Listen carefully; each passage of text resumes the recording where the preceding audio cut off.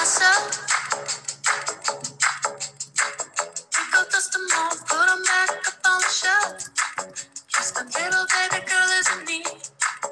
Am I coming out of left field? Ooh, I'm a rebel just for kicks. I've been feeling it since 1966. Might be over now, but I feel it still. Ooh, I'm a rebel just for kicks. Let me kick it like it's 1986. Might be over now, but I feel it still. Got another mouth to feed. Even with the babies, little mama call a grave digger. Gone with the falling leaves. Am I coming out of left field? Ooh, I'm a rebel just for kicks. I've been feeling it since 1966. Might have had your fill, feel it still. Ooh, I'm a rebel just for kicks. Let me kick it like it's 1986. Might be over now, feel it still. I don't want for peace. Giving to that easy living, goodbye to my hopes and dreams. Stop flipping from my enemies. Pick up wait until the walls come down. It's time to give a little to the kids and the little oh, till it falls. Won't bother me.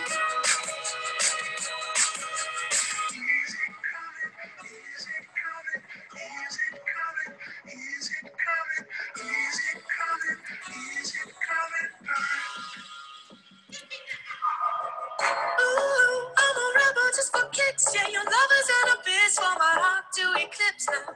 Might be over now, but I feel it still. Ooh, I'm a rebel just for kicks. I've been feeling it since 1966. Might be over now, but I feel it still. Ooh, I'm a rebel just for kicks. Let me kick it like it's 1986. Might be over now, feel it still. Might have had your fill, feel it still.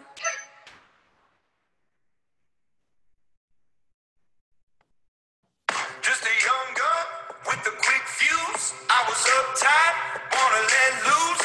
I was dreaming of bigger things and wanna leave my old life behind. Not a yes sir, not a follower. Fit the box, fit the mold, have a seat in the foyer. Take a number. I was lightning before the thunder.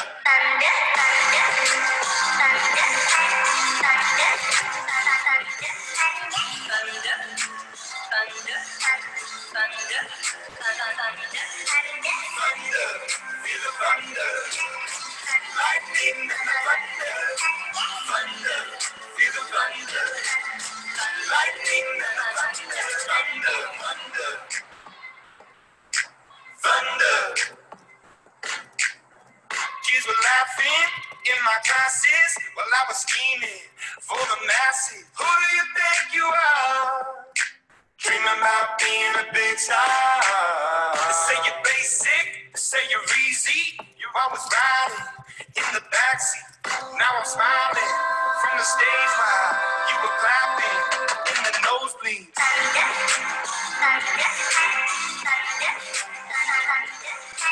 Thunder,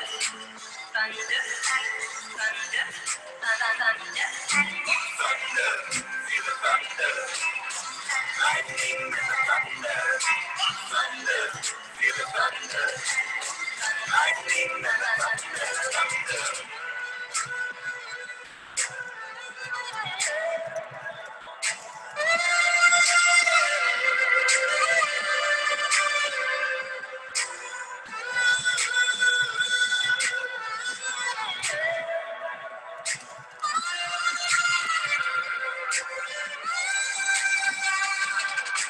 Thunder, feel the thunder. Lightning and the thunder. Thunder, thunder.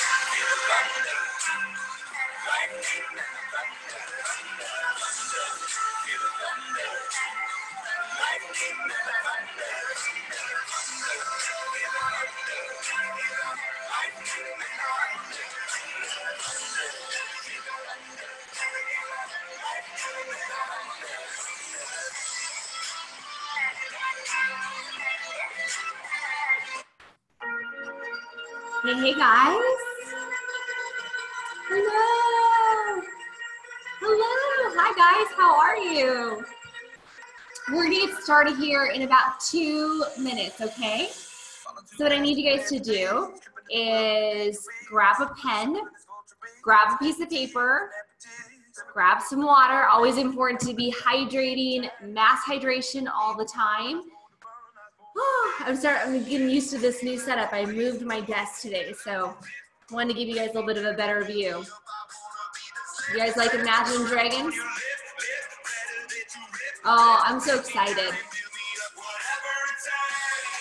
Hi, welcome. Hey, Gary, welcome.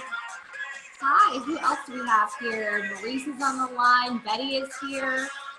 Yes, Marisa, we are recording. So as long as there's no snafus, don't worry. We're going to get this back up for you guys. Hey, Renee, welcome. Welcome. I'm going to try a couple different things when it comes to bringing you guys up for Q&A. I'm going to see if I can unmute you, but I'm not sure I'm going to be able to. So I usually do Google or Zoom meetings, but for the purpose of this webinar, to protect registration and privacy, we did the webinar style. So, hey Christy, welcome. Hey Sue. Just jamming, getting in the state for you guys. Woo! Okay, grab a pen, grab a piece of paper. Mamacita!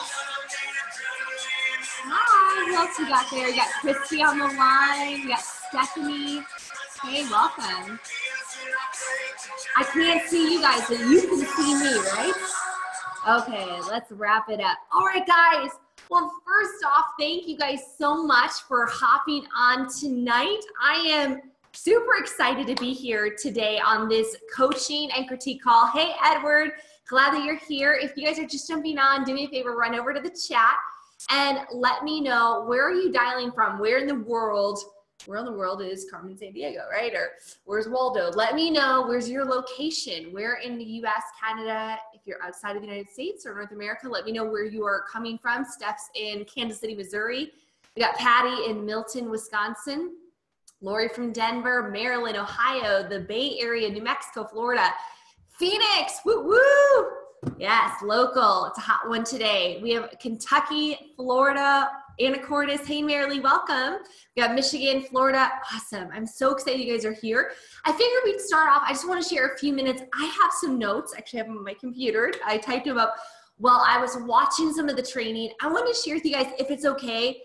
Hey Anna from Fort Lauderdale. I wanna share with you guys my biggest takeaways and some of the things, even a few things that I felt like were really quickly covered or that I felt like were really important to bring back to you to make especially Facebook, make it profitable and make it make sense for you guys. I only want to spend a few minutes into this training, give you guys just a couple quick tips, and then we're going to dive in for questions. As far as the format for tonight, on the Zoom, down below, you should see a Q&A button. Okay, you guys should see a Q&A button. And when you guys go there, you can type in your question. So as soon as we're getting ready to move into Q&A, get ready to type in your question. You guys should have at least 2, maybe 3 questions ready to go. I will be on this call for as long as there's questions up until 2 hours. So if you guys have no more questions after 30 minutes, the coaching call is over. Okay, so I want you guys to be prepared for that. This is your chance to get expert critique on your social media strategies, on your business, anything that you're running, and I'll give you guys my best advice, okay? I don't know everything, but I'm gonna share with you guys what has worked for me and what I've really done over the last couple of years. Most of you guys know my story, so I'm not gonna waste any time there, but I've been building online now for going on 10 years, which is kind of crazy to think about it. In fact, this morning I was watching a couple of my videos from 2010. Oh my God, that's humbling. Yeah, go watch your videos from a year or 2 ago or 8 years ago. Oh, wow, I can't believe anybody gave me money, but that is a phenomenal lesson because you can be bad. Like you can be really bad on video and you can be insecure and you can be really unsure of yourself and quiet and meek and not at all like I am right now. And you can still see wild, epic success. In fact, I remember when I was recording those, I was just breaking into the 6-figure mark online. And she's like, I love Broke Betty. Okay, Broke Betty came a little bit later. She's sassy as all get out. But I'm telling you guys that you start where you are. So I want to share with you guys just a couple of daily routines and random little tidbits that I want to share with you guys. First off, when we talk about really attraction marketing or building your micro celebrity online, we talk about Facebook. I wrote down a very important distinction. So I want you to write this down on your piece of paper. There is a difference between marketing and prospecting. There's a difference between marketing and prospecting. So marketing in itself is not an immediate money-making activity unless you have dialed in a funnel so well that you know that by placing this ad and getting the clicks and getting the follow-throughs, you're gonna make X amount of money. But for the most part, when we're talking about internet network marketing and using Facebook and using social strategies to become an influencer, to become a micro celebrity, we're not talking about a ton of paid, really specific ads or really complex funnels. We're talking about YouTube. We're talking about Facebook Live. We're talking about putting posts up. So I want you guys to understand that marketing itself is not a money-making activity, but it is a leveraged way, write that word down, leveraged way to get people to reach out to you. Okay, so this is really important. So prospecting, on the other hand, from marketing, that is your IGA. That is your income generating activity. And you guys need to include this in your daily method of operation. Okay, so I don't want you to go all into just marketing and branding until you get to a point where your inbox is flooded with so many freaking leads. That's when you can, kind of cool it on the prospecting, handle your lead flow. And that's a very good problem to have. I've had that in different scenarios in my life. I've done them from Facebook groups, from Facebook ads, to PPC, to, different posts that I've made where I've gotten like 80, 90, 100 different info, right? But until you get to the point where you're getting like so many applications or so many people hitting you up, guys, don't stop prospecting. I want you guys to think of Facebook that this is your warm market generator. Like when most of most network marketing uplines, they will not tell you this, but the fact is you are going to run out of leads.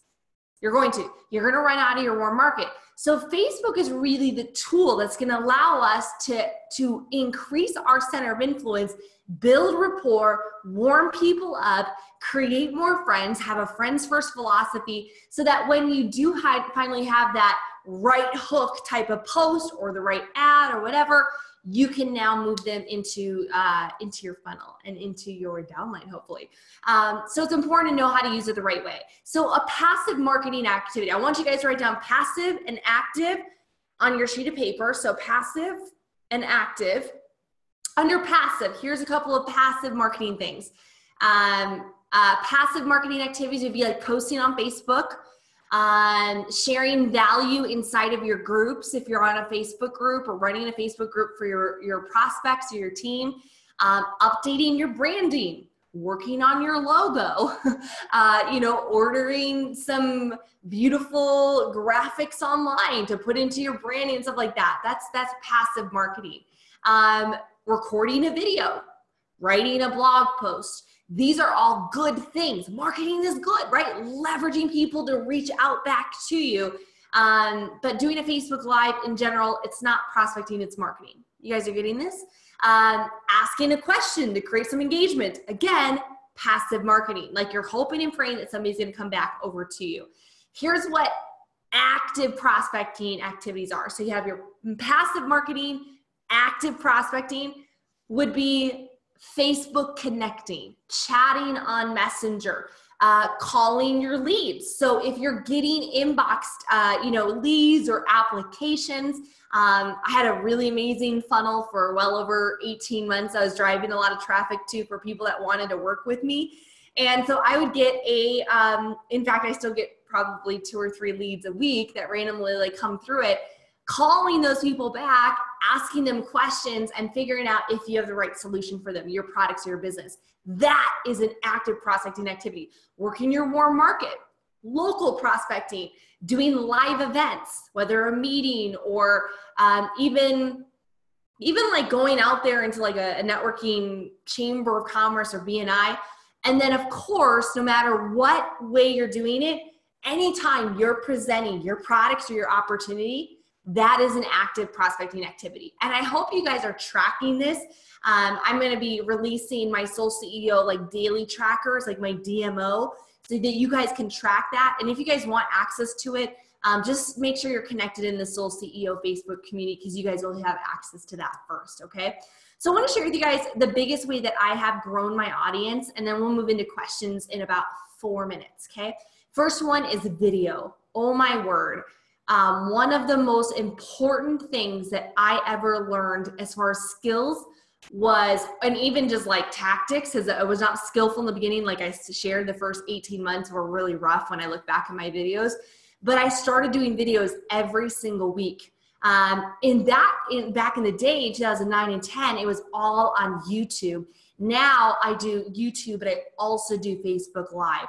So your videos, length depends. Okay, so sometimes my videos are like super short, 5 minutes or so, just a quick little tip, and those can be really great. In fact, you guys see that in the SoulCEO community, just a quick little tip, quick little nugget, a little value add, it works.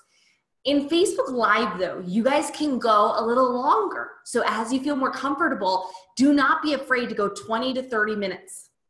It's kind of long, isn't it? But here's what I know, is that the longer it's on the news feed, the more that Zuckerberg and the algorithm is going to show your video. So the more views you're going to have, okay?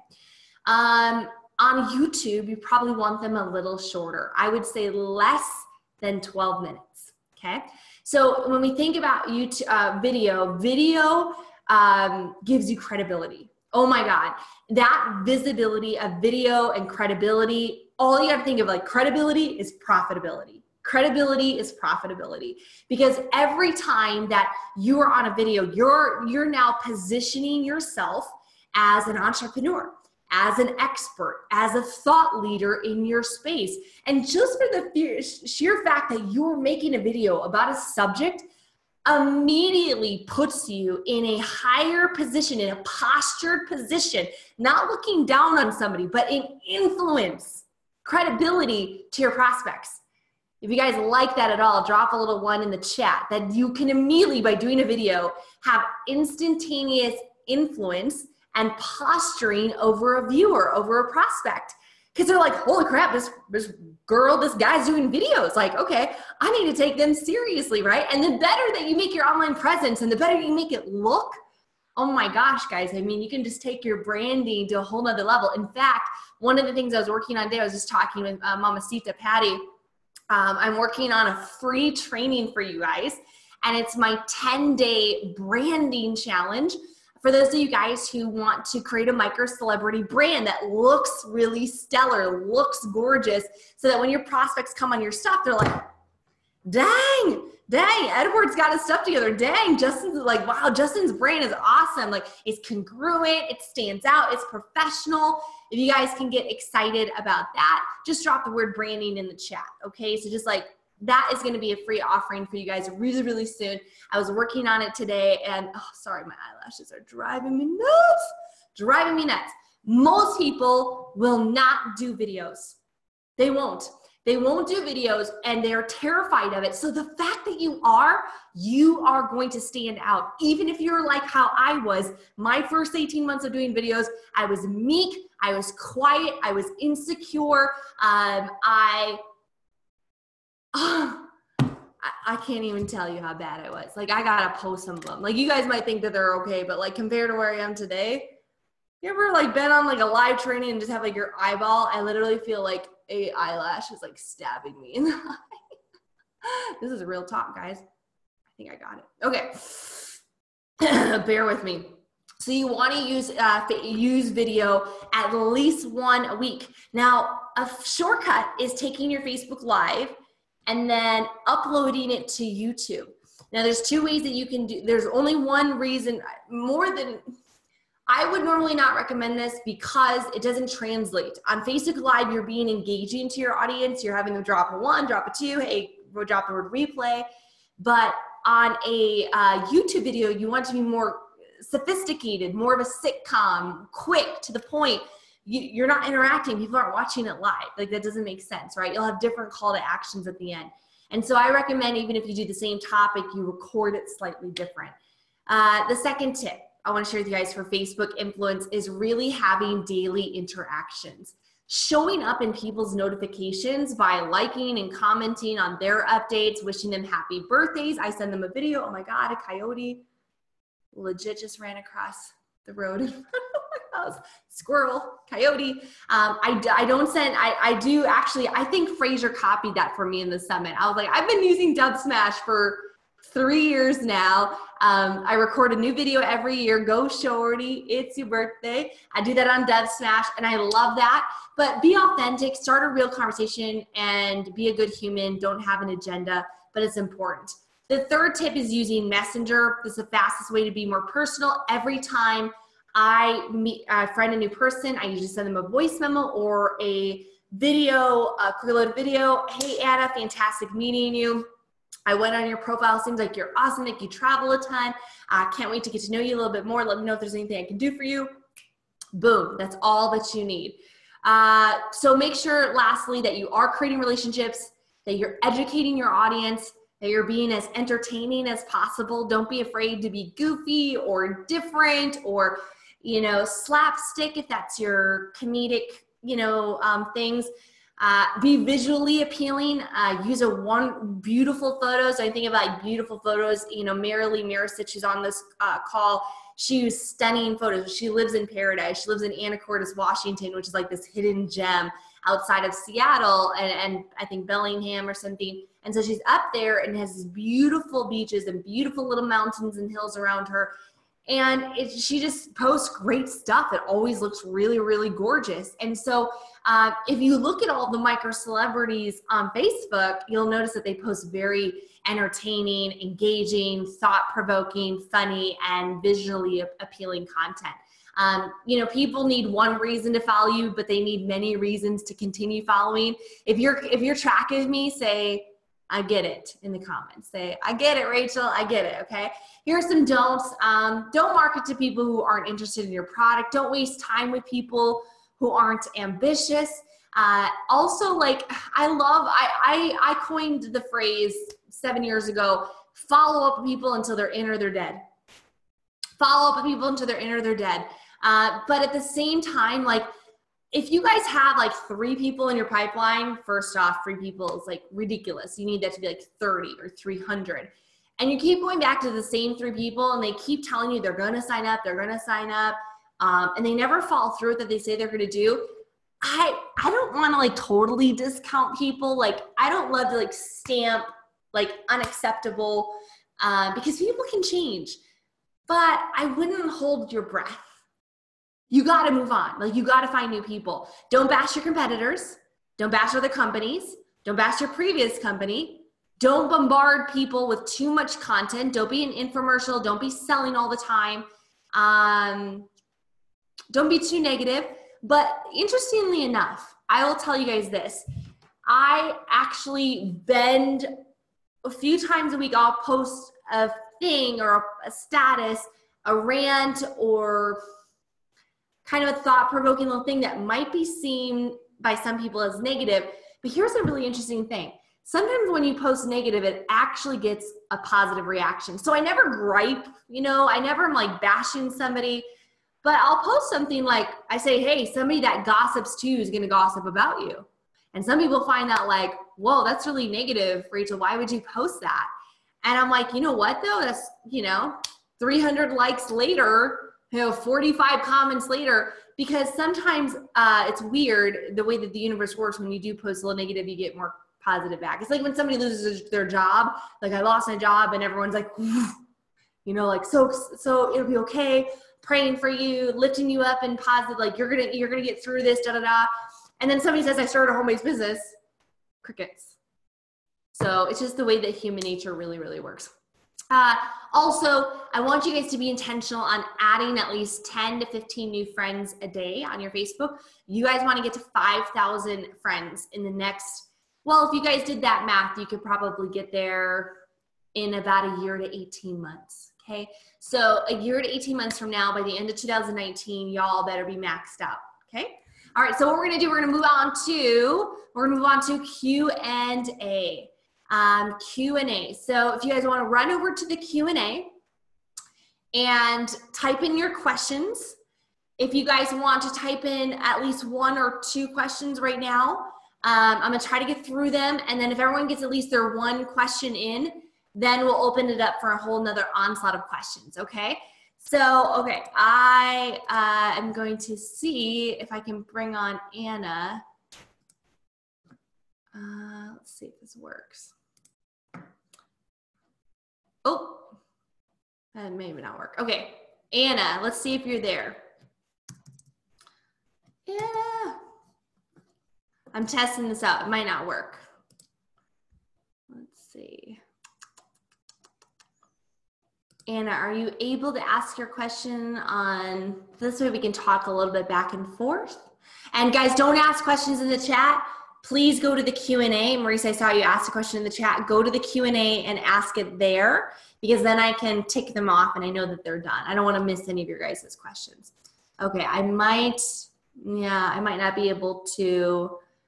Okay, so Anna asked, I loved your bonus, your 90-day run training. My question is, after you send the initial message, the first 10 days, and talk to everyone using the script, can you use the group and ATM to do the presentations, or do they have to be live? That is a great question, Anna. So number one, when I first came up with this concept, or when it was brought to me and we started using it, this was 2013. There was no groups, there was no ATMing, nobody was really doing that with prospects. Nowadays, what I would absolutely do is I would blend those together. So when you guys are doing that 90-day to 10K run, which you guys got as a bonus training from me, and you're calling through the list, you have your script, and they've agreed to go further down the rabbit hole. So your prospect has now heard what you're doing. They heard about the run. They heard about the positioning with your company, and they want more info. I would immediately add them to the group, Anna. I would tag them in like the pinned post or the overview or comp plan or whatever it is that you, for your company, you want to specifically do. And then I would have already set up a firm follow-up appointment with that person. So the last thing you want to do is just have a ton of conversations, throw everybody into a group, and just like hope and pray that somebody responds to you. Always bam, fam, book a meeting from a meeting. Okay. So when you get off that call, Anna, and you say, great, hey, I'm not asking for a yes right now. I'm asking if you'd be open to taking a look. And they say, sure, yeah, I'd love to take a look. Okay, great. Here's where you set proper expectations. You're going to say, great, I'm going to be adding you to a Facebook group. It's a private community. I'm going to be tagging you in a couple of posts.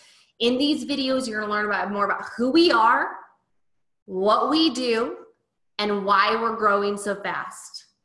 Getting this? Who we are, what we do, and why we're growing so fast. I'm also going to take you in like the comp plan so you know exactly how it is that we get paid. Is there any reason that you can't look at this all by tomorrow night? Probably take you about an hour to review.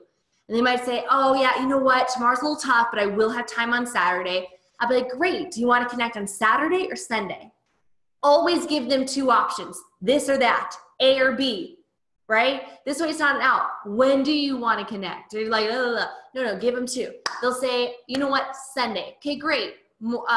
Afternoon or evening? Evening, great. I have a 7 or an 8:30. See, it was slot. You're giving yes, or, A or B, this or that the whole time. And they'll be like, okay, let's do 7 o'clock. Okay, great. So, Anna, I'm going to give you a call back at 7 o'clock on Sunday night. I'm literally adding you to the group right now. Do you see the little tag message? Did you get that notification? You can even say that, like, did you get the message? Yeah, I got it. Okay, great. Awesome. And I will, if for some reason you can't make it on Sunday night, just tell me, listen, I made a list. This is really good. I made a list of 100 names, and you were the second person that I called. And so I have a lot of people right now that are taking a look at this. So for some reason you can't make it on Sunday night, could you do me a favor, like by that morning, and hit me up on text if we need to reschedule, not cancel, reschedule. Again, you're pre-forming the whole conversation. Okay, is that making sense? So you're setting the proper expectation, and you're saying, hey, we're going to talk on Sunday night, watch this all. And then what I would do is I would give them like a few hours that you've tagged them in the information, and then, or maybe the following morning, Anna, and I would go back to them on Messenger, because you've ad tagged and now you're going to message them, say, hey, I just want to make sure that you didn't miss the notifications of the videos. And you can even, guys, you can even send them a direct little URL to the video as well. This is what you're going to want to watch. And I always bring excitement to the script. I edify the tool. This video is going to blow you away. This group's going to knock your socks off. You're going to be absolutely floored when you see such and such. You're going to be so brought to tears when you hear her story and you tag them maybe in your leader's story or whatever. You're not going to be able to sleep at night when you watch this comp plan, right? I always say it'll blow you away. Okay, that's what I always say. So I hope that is helpful, Anna. If you have a follow-up question to that, do me a favor and just ask another question in there. Okay. Sue asked, yes or no, do I accept friend requests, or do I friend request other people in my company? The answer is rarely. And so here's what I kind of live by. I have a couple of BFFs and friends and clients of SoulCEO that are cross-lined to me in my main, my primary business opportunity, okay? And we're in the same company, so you know that. And so there are a few leaders and really close friends, and they're my students, and some of them are just like, I just really bond with them. Like I really love, like Jill Pearson or whatever. So we're friends, but we're maxed on 5,000 friends. I have 4,000 people in my downline. Like I can't afford to add everybody in your company, and neither can you. So I'd be very selective, and the higher that you go, the more publicity and visibility you're going to get with your company. So I wouldn't add that many people. Keep your friends for your downline. And at some point too, your team is going to get so large that they're going to have to be a minimum rank. That's going to be fun. I got to a point where in my previous company that they had to be like a mid-level leader making a couple $100 a month before I would even accept them, because again, I had like over 10,000 people on my team. So I had to be really selective of who was added in, right? And I just watch, and I'll delete people. I'll delete them if I don't look that they're in the business anymore. It sounds bad, but at the end of the day, they can follow me. I just send them over to my fan page. So hopefully that is helpful.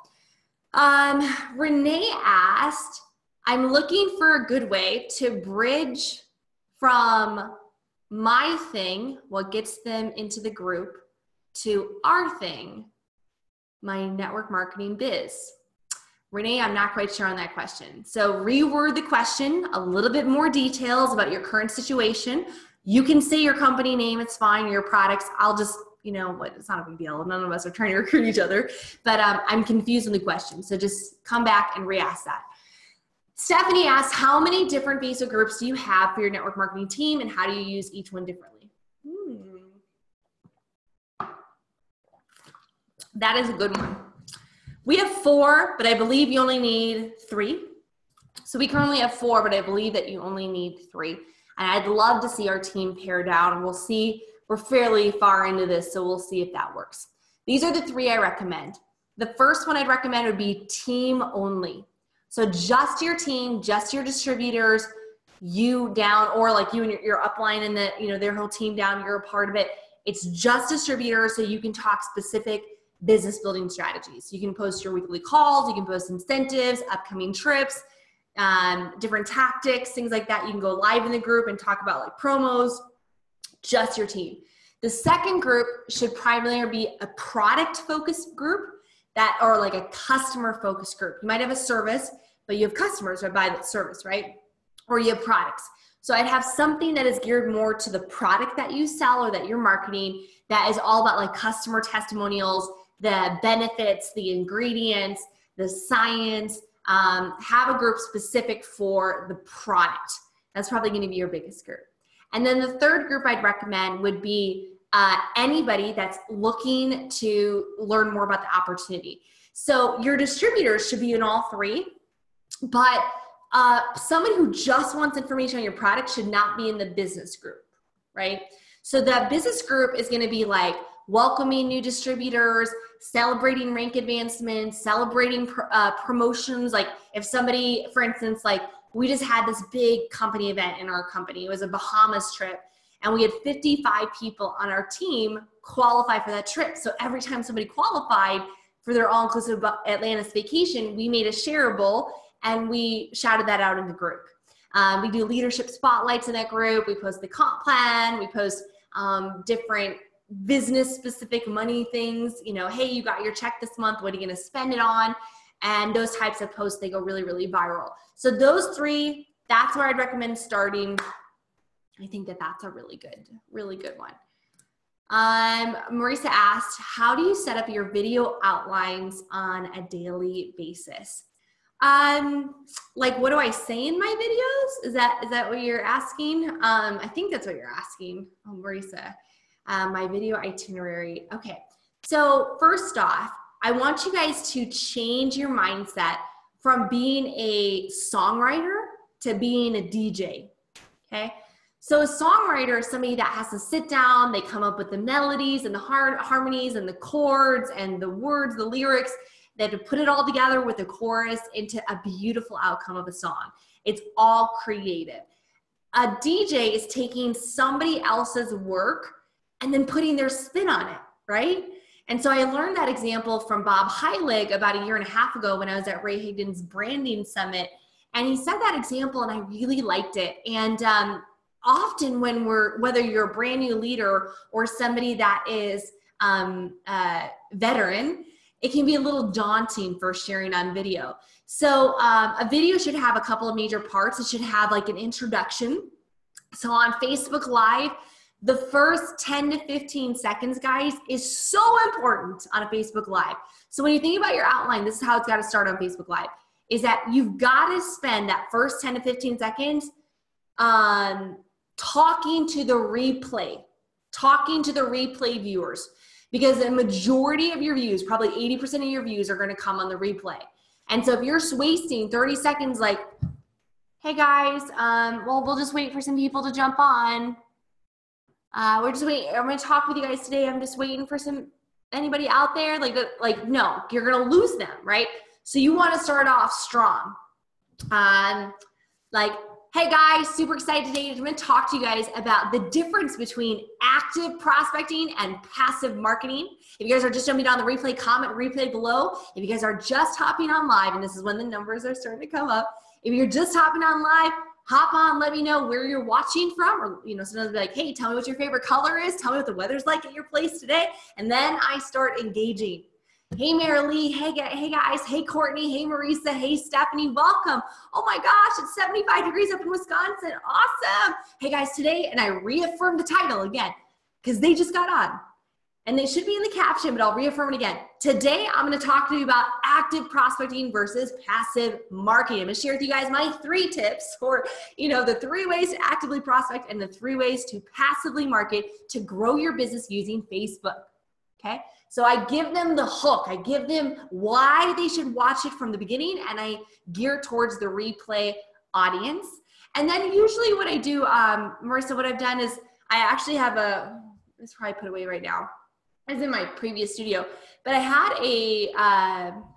like a Post-it note, but it was like a giant one. And then because I can be blind without my glasses, I use a really thick Sharpie. And what I'll do is I will like literally, it's kind of like this. I'll show you. Really janky.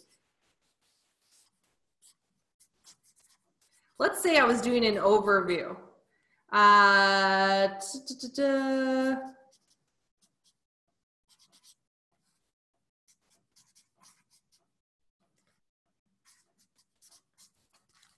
It would look, I know this is backwards. I would literally write it this big.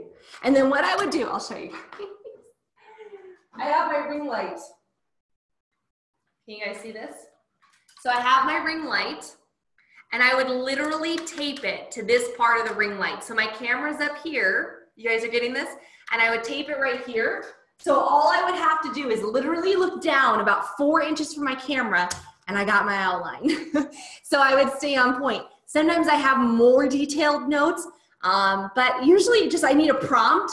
Maybe it's like 3 words that start a sentence, but usually it's like one little word that reminds me what was the next thing I was going to talk about. That's how I really usually write my outlines, and they're usually just 5 to 10 words on a piece of paper that I'm right there. People love lists, you know, the top 5 tips to generate leads using Facebook Live, the 6 things that I learned from the social media summit, you know, whatever. People love that. 7 ways to de-bloat after your holidays, whatever. People love that sort of stuff. So I hope that's helpful. Yeah, Gary's like, I do the same thing with my light and lives, but he's like, I do that too. Blind life, like Mr. Magoo. Okay, so I need that big, bold Sharpie. Some of you guys will be like, man, the coaching call was so great. I learned how to use a Sharpie on a Post-it note. Hacks, life hacks, video hacks. Gary asks, what do you suggest for a pull-through tool? For instance, do you suggest a personal website and capture page? A pull-through tool. Some of y'all got phrases that I don't understand. Re-ask that question, Gary, and hopefully I pull through to. I don't know, like a lasso. What's my lasso? I'm not even a horse person. Okay. Sandy Martin asked, in British Columbia, doctors, naturopaths, chiropractors cannot incorporate MLM into their practice. It is legal here. How do you get around that? I wouldn't market to British Columbia doctors, naturopaths, and chiropractors. Is that helpful?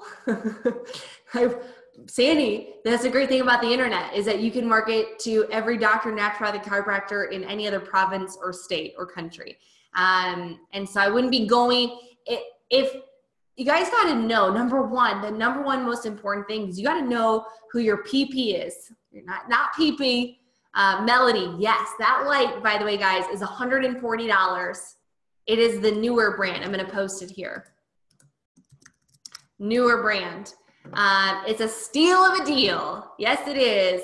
Mel. It's the newer brand. I'm trying to think how Mel would say. Newer brand. So the newer brand, you guys got to get that ring light. But you guys got to know what your PP is, which is your perfect prospect. So your perfect prospect is who you want to serve, who's your ideal customer, who's your ideal distributor, what do they look like, what do they sound like, what's their occupation, how old are they married? Like we hear about it in business as your customer avatar. You guys got to know what your perfect prospect is. So if your perfect prospect, Sandy, is a doctor, naturopath, or chiropractor to promote your MLM product, your you know, whatever it is that you sell, you're probably not going to do that in British Columbia. So your perfect prospect would probably be a naturopath in Arizona or a chiropractor in Washington, where they actually can do that legally. Okay. I know, Angie, I tried. Pimple. Okay. Anna asked, okay, perfect. And the follow-up is a phone call again. Yes, Anna. So when you're following that 10K strategy, go from offline to online to offline to offline. The phone calls are going to be where you're going to build rapport. It's going to be really hard to move people, any lead, especially cold lead, but certainly even warm market. It's going to be hard to move people to a decision without jumping on a call with people, at least on a distributor side. Product side, I sign up people all the time and I never talk to them. But the distributors, yeah, you got to get on the phone. Christy asked, on the subject of branding, is it best to do it completely separate of your company, or is it good to weave into your personal branding? Okay, Christy, do me a favor and go to the chat right now and let me know what kind of products you sell. You don't have to tell me the exact names of them, but is it wellness? Is it essential oils? Is it wraps? Is it shakes? Is it weight loss? Is it supplement? Is it legal services? Is it travel? Give me an idea of what it is that you are selling. So Christy Spring, go to the chat right now. Nutrition, okay, good. I think we know what company that is. Okay. Everyone's like, nutrigenomics, what are nutrigenomics? It's a $10 word if I ever heard one. So my mindset, Christy, it depends on what your end goal is. It totally depends on your end goal. I personally believe that first and foremost, you should brand you. So you incorporated, because people don't join companies, and they rarely, very rarely do they join purely based on a product. Ultimately, they do join people. And this is a great case in point. You have a medical breakthrough that you market. I'm a very firm believer in the product that you market, and I love it, and I take it every day. And it's a scientific breakthrough. But let's say, for instance, that somebody on your Facebook was marketing that nutrigenomic product, and they were just killing it in the marketing, and they were branding it really good and making it attractive. But let's say that this person was an absolute a-hole. Like, I'm talking to you guys, like super rude, egotistical, narcissistic, manipulative, like just an utter jerk. Question to any of you guys. Would you join the person? Everyone, tell me yes or no. Best product in the world, horrible person. Would you join them in their business? Yes or no, yes or no, yes or no. Okay, we got no, no, no. Anybody saying yes? Anybody willing to join the jerk? The answer is no. No. Or a person that is marketing a great product, but you can tell that they're really unsure of themselves. They don't seem very committed in their business. You're not really sure if they're in or out. They're not really consistent with their marketing. Would you join them? Probably not, right? And so ultimately, you and who you are and what you stand for, it really matters. And so I would brand you, and it depends on what your end goal is. So I want you to think about this. This is a complex thing, and it's going to go very, very deep. But where do you want to be in 5 years? And I know you're probably thinking of like a master rank or an elite rank or whatever, like with your company comp plan. But I want you to think, like, ultimately, what type of business do you want? If your goal is to go to the highest part of your comp plan, then yeah, you might want to weave in, biohacking or nutrigenomics a little bit. But here's also what I do know is that using the company name, using the company website, 70,000 other distributors have the same website. 70,000 other distributors have the exact same website as you, have the exact same comp plan as you, have the exact same product as you. So why do people join you? What's going to make them pull out their credit card and say yes to Christy? It's going to be you. It's going to be your expertise. It's going to be your personality. It's going to be your leadership. It's going to be, your fun and, vivacious lives, or, maybe it's more not as vivacious, and maybe it's more thought-provoking or educational. To me, I'll also share with you a philosophy thing. I hope this helps. I lead with our product in our business and my network marketing company. I do lead with the product. But in general, my brand is about business building and about freedom and about profit and purpose. And here's what I know. I want distributors and team leaders and builders in my business. You can make a little bit of money retailing, but you can make a lot of money by building a team. So if your goal, Chrissy, is to just sign up customers, brand your products. Brand nutrigenomics.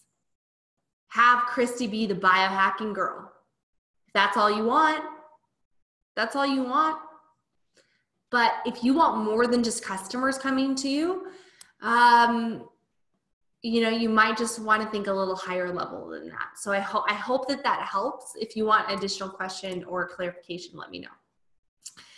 Patty asks, AKA Mamacita, how many times do you suggest doing a business post on Facebook? So how often? I would say once a week is a really good standard answer. You can weave in some product things. A lot of people in our company do a really good job, and our team do a really good job, like weaving in really sexy product posts, sharing the benefits and the testimonials that people get on our products. So if you guys have great products, and I know you guys do, share those testimonials. Don't make claims, add a disclaimer, blah, blah, blah, all that. But I would say one strong business post a week. You guys remember my training from the summit, right? So remember my training where I talked about the story post. You guys remember this? So it was the beautiful, aesthetically pleasing photo, the pain, the solution, the decision, and then the call to action to join the team. Something like that would be something like once a week would be really good. On average, most of your posts will only hit 4 to 8% of your friends. 4 to 8%. So if you're only doing it once a month, your friends might only see it once a year. And your close friends might see it a few times a year, but majority will never ever see it. So frequency is important, but you don't want to be an infomercial. But if you're adding so much value, you reserve the right to do a strong right hook, right? Jab, jab, jab, value, value, value, right hook post. That's a Gary Vee reference. To say, hey, I'm launching a team, join my business. Okay. Hopefully that's helped. Sue asked if I'm using any company apps to build my business. So currently I am not, but I am not opposed to it. I love new technology. I love systems. And if your company has a great app, awesome. Here's what I know as a leader. I'm very quick to make change, but very slow to make change. And so you have to be willing to make adjustments quickly as climate changes. And I don't mean climate like the weather, like the company climate, new information comes out, promos come out, like boom, get on that immediately. Like the company launches a promo, boom, be messaging that immediately. But I'm also slow to make changes to systems, to the way that we do our DMOs, our daily method of operation, because whenever you add layers of complexity or additional tools or additional messaging, normally it slows down. It slows down the crew. It slows down the team. Wherever there's confusion, there's inactivity. So I like to watch what other people are seeing. I like for other people to test their teams on it. It's so bad. That's probably why corporate can be so mad at me, because I'm like, I'm not an implementer right away on some things, because it's like, well, you know, show me the team that's crushing with it, and then I'll launch it to my team. Just being real, guys. I hope this is helpful for you. I just get scared of new stuff to my team. Like, I try not to change our system more than once a year. Every year, get a little refresh, a little reboot, things like that. But I'm excited about apps, but I want them to be working. I want them to be clean. I want there to be results. When you have results, then I'll do it. Somebody comes to me about a system. I had a guy call me yesterday, and I know him, and he's a great friend. And he has a great idea to build a system for network marketers, and he wants to see where I'm at with our team, and he has no results. He doesn't even have anything built. And I'm like, go build it, go prove it, and then come back to me. And it'll probably be years and $1 million later if he's really deadly serious about building a system, a software that is for a downline, like to have capture pages and CRMs. And so, long answer to a short question. I'm gonna take a little sip of water. You guys having fun so far? You guys are loving it? Give me some hearts, give me some love. Do you like my new background? Oh, you guys probably haven't seen my old background. The old background was just this blue wall right over here. It's like a real pretty grayish, slatish blue. Kind of looks lavender on the things, but I am loving this office. It is such a blessing to work here. I feel blessed and highly favored to be in this house. There's a great story about this house. I'll share it someday. Good. Lots of hearts. Okay, good. I feel good. I'm like a robot. I feed on emojis and interaction and love. So you guys are giving me energy. So I appreciate it. And Sandy, I'm glad you made time for this as well. Okay. So Janice asked, we love you too, Angie. If I clear their calendar to do the 90-day to 10K, what does month 4 look like? For example, if I forgo traveling to visit family for 90 days, would it be reasonable to visit family during month 4? Here's the thing, Janice. You can totally visit family in the next 90 days if you do a run. The family just has to understand that you need a couple hours probably each day or every other day to do some business. So let's say you're going and you're taking the whole family down to Hilton Head, North Carolina or South Carolina, whatever. You're going down to Orlando.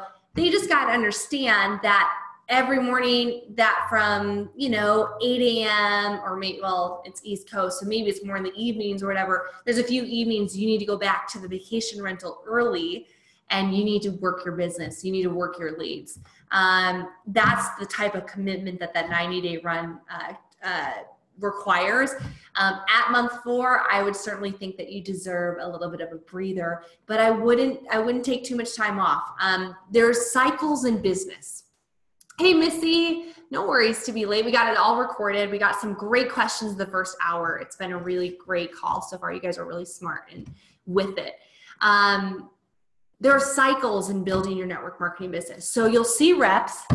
Some reps, what they do is they build like 1 week, like one day, and then they don't build for the next day.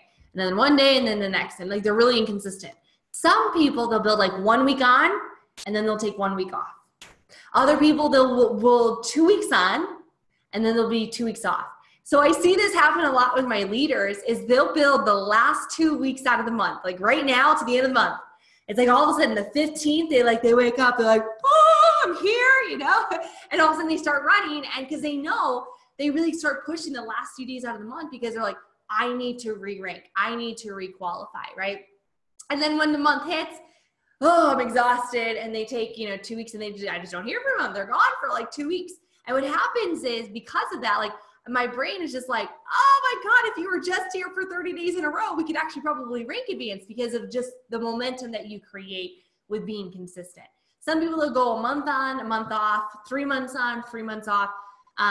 The really successful people, Janice, is that they build, like when I talk about like 7-figure earners, if you can get to a point where your cycle, like your endurance is you put 12 months in and you do not raise your head.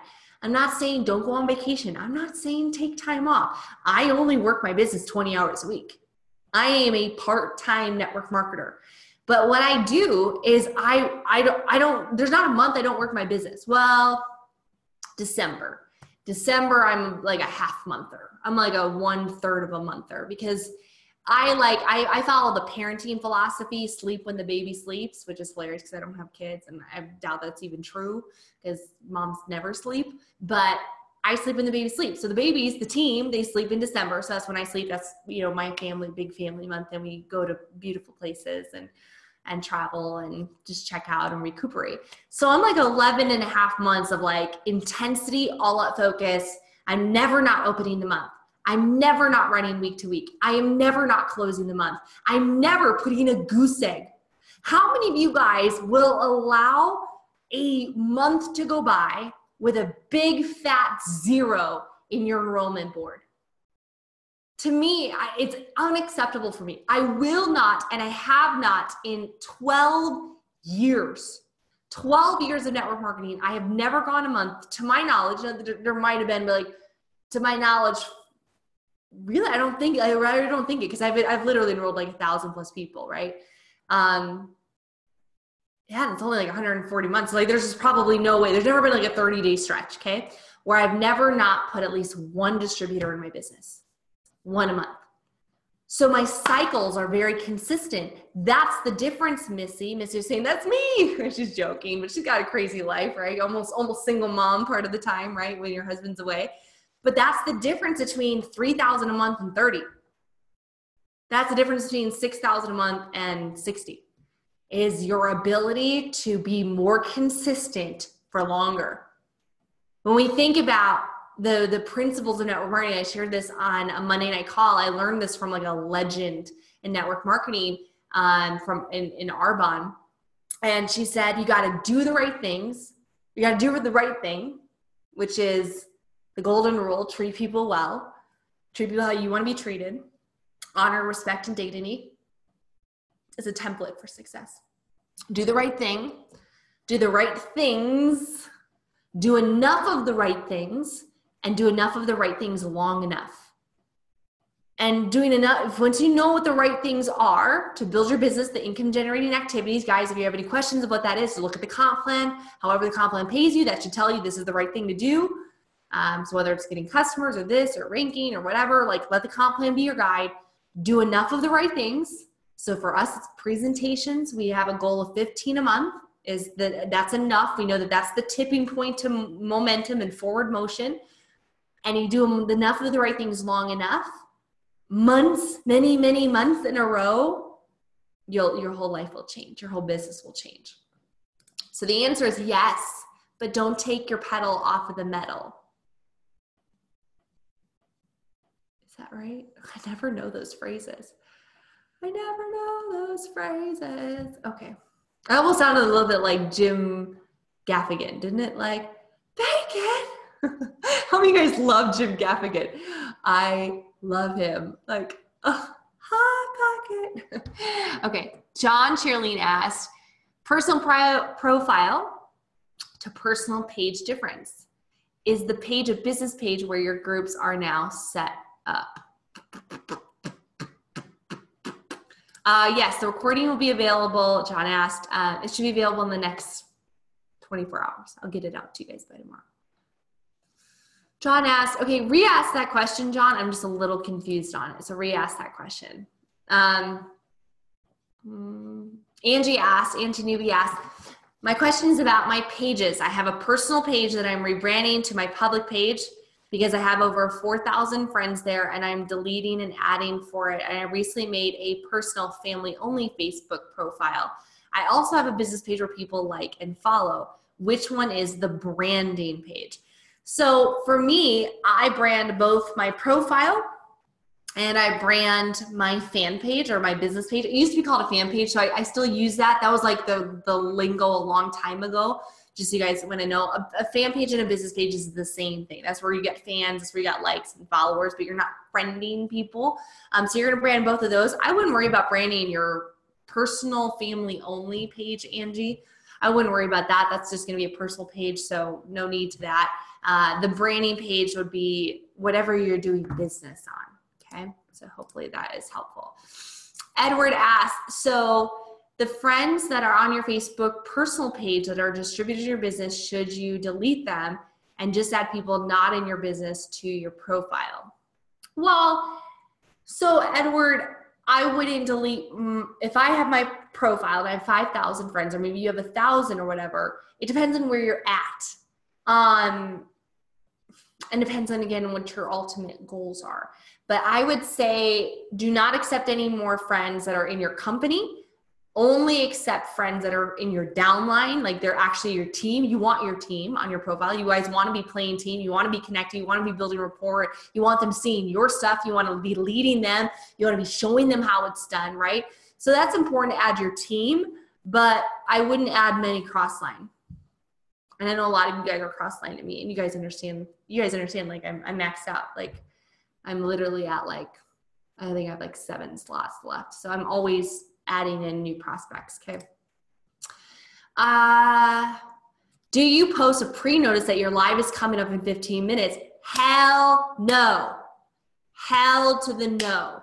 I see people doing this and I'm like, no, do not do it. Now, here's where you can do it. You can do it to your email list. Hey, I'm going live tonight at 8 p.m. Eastern. You can do it in a Facebook group. Hey, guys, I'm going live on my page in 20 minutes or 10 minutes, 15 minutes. And then have the link to your page where you're going live so they can just click on it. That's where you can do it. But you guys will kill your engagement if you guys do a status update saying, hey, I'm going live in 20 minutes. Number one, like nobody cares to like really engage with that. And so because there's no engagement, it's going to hurt all of your next posts. So really be like, you really have to be cognizant of your posts that you're making. So no, only give pre-notice via messenger or groups or to your email list. Nowhere else, not on your wall. Don't do it. Gary's asking to capture leads. Do you use a personal website and lead capture page or stick to Facebook groups for now? Do I? Oh, I'm all about lead capture pages, Gary. Hell yes. So yes. In fact, that's one of the free trainings I'm also putting together for you guys, which is, I'll share with you. These are the free trainings I just put out. So I have a free training on building confidence. So it's called the Confidence Cure. And so that's coming out soon. I have a free training on a 10-day micro celebrity branding challenge. I have a free training on creating magnetic influence online in network marketing. So really building that cult-like following and being positioned as like an expert and getting people to trust you online. And then my fourth product that I'm coming out with as a free training for you guys is my exponential list building secrets for the direct selling leader. And so one of the things, there's a lot of myths associated with a list and with list building. So I gave the idea on the summit thing, Gary, the summit training, I gave the idea of driving people into a Facebook group because that's a very easy thing to do. And you should do it. You guys see me doing it. You see everybody doing it. Yes, have a Facebook group for sure. But one thing you have to understand is that you don't own your Facebook group. You have no ownership. You don't own that list. It could be down. You don't own your page. You don't own your profile. You don't own your YouTube channel. One thing you kind of own is your blog, but that still is, there's still things you could lose your blog, like with malware, and there's a lot of things you have to keep up with it, like to keep it really secure. But the one thing, you guys, you don't even own your downline. Isn't that crazy? You don't even, like, if your company were to go away tomorrow and your genealogy was gone, what would you do? Like, yeah, you have your relationships with your leaders or some of your distributors, but you panic. Melody's like, panic. You don't own your list. If Facebook deleted you, so there was Kurt O'Malley. Kurt O'Malley is a marketer, and he was banned, and like Facebook made an example out of him. They banned him, like it was like black hat, like really scary stuff, really scary. Trying to get his business back on Facebook for 18 months. What would happen if every aspect of your business was on one platform? All of your leads, all of your contacts, all of your messages, all of your one-on-one conversations, all of your skills. If you had only, like, if you guys build up a Facebook group, and I understand that you can always rebuild, you can always start over, like shiz happens. You got to roll with it. But I know a ton of people who were in a makeup company, and there was a ton of makeup, this unique, that they lost. They had their group shut down. That can be devastating on a business. And if you don't teach your team the proper skills of prospecting, and you only teach them Facebook, and they don't know how to have a real conversation or call their friends or share a tool offline, it's just scary to me. So the higher level aspect of thinking about building a micro celebrity brand and really becoming a strong freedom leader that's independent, like, you got to own your list. So that's one thing that I own. I own a list. So I have my email list. Many people from my team and elsewhere have opted into it. And so regardless of what happens, I can email that list. If my company goes away tomorrow, I can email my list. I can join a new company with our team. My team will never cease to exist if for some reason, which I don't think it would. Don't freak out. Some of y'all are on my team, like, freaking out. I'm using this as an example. Calm your boobs, okay? Calm your boobs.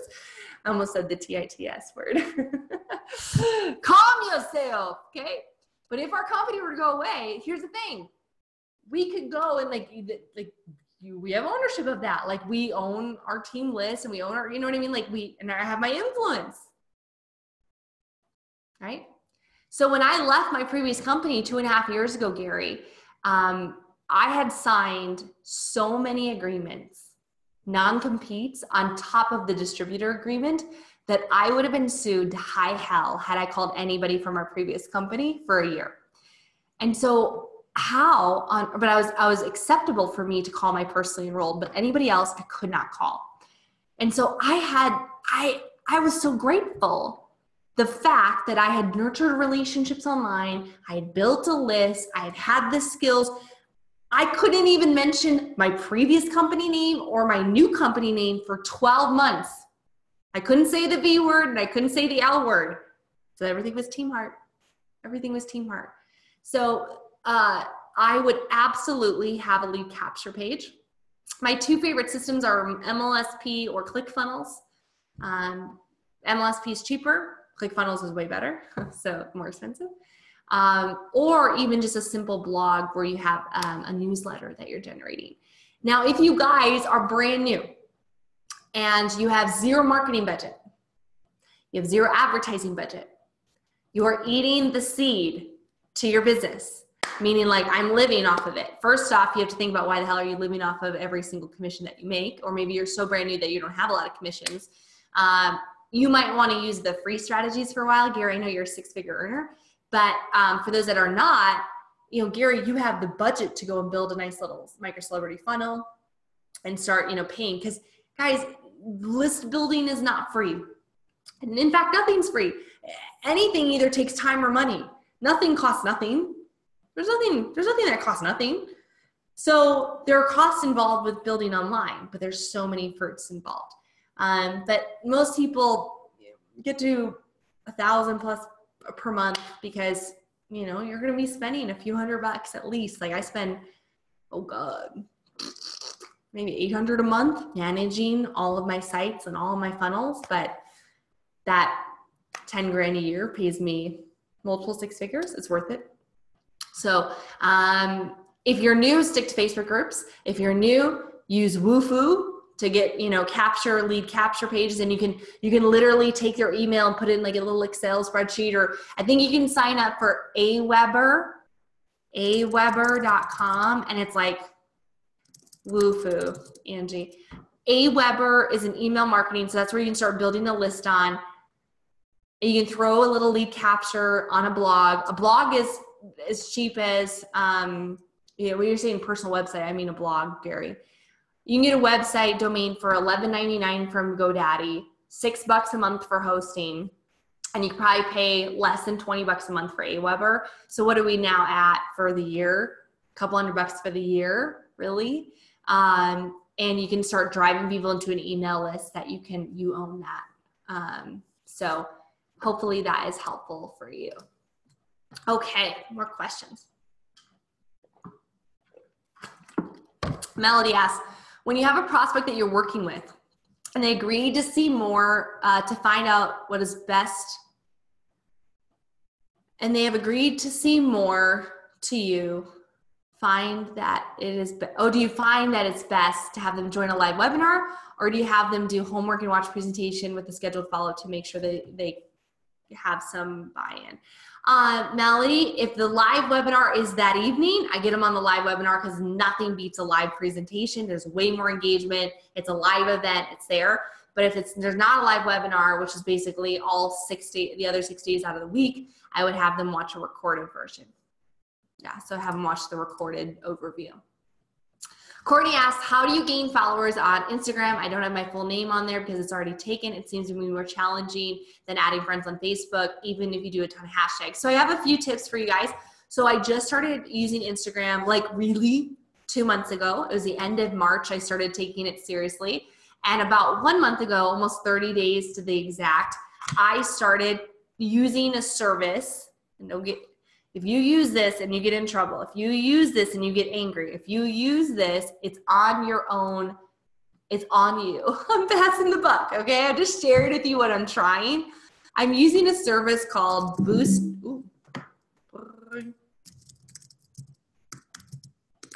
Boostio, and I think it's $40 a month. So now you're wondering where my $800 a month for all my things go. It's like $40 here, $40 here, $100 here, $300 here.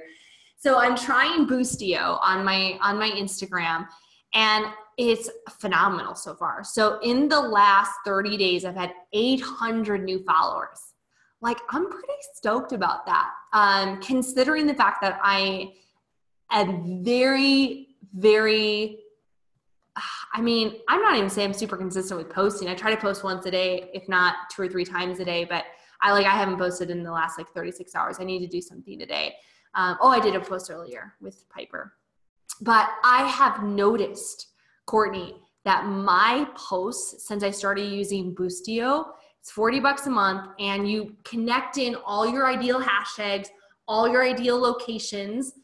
So I'm targeting local, ideal other accounts that are ones that you want to follow, and the type of your perfect prospects, things like that. So you fill it all out. And what's so cool is my engagement is just going through the roof. So I had a post 4 hours ago, 382 likes. Like, hello, I literally only have 5,300 followers. Like I just started this, right? Facebook has been my game. I did one 2 days ago, 625 likes, 420 likes. If you guys were to scroll down way past, like you go back to like early April, I'll try to see if I can. I'll see if I can find it. So I made a post, you know, early April, and just like kind of my standard little quote post, 80 likes, a little post in my backyard, 75 likes, little post about me. This one did a little bit better. This one got 100 likes, but that was my average, 50, 75, 80 likes.